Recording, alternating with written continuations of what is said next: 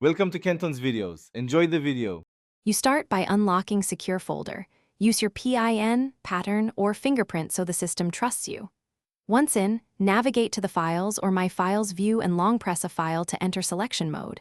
Tap Others to include multiple items. Make sure Secure Folder has storage permissions, otherwise you cannot export.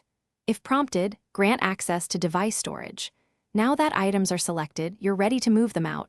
Next, choose the correct export or move action so files leave the encrypted space. Once items are selected, tap the More menu and choose Move Out or Export. Samsung labels differ by model, so read options. You'll be prompted to select a destination. Pick internal storage, downloads, or an SD card folder that you can access outside Secure Folder. Confirm the destination and tap Move or Export. The system decrypts and transfers files.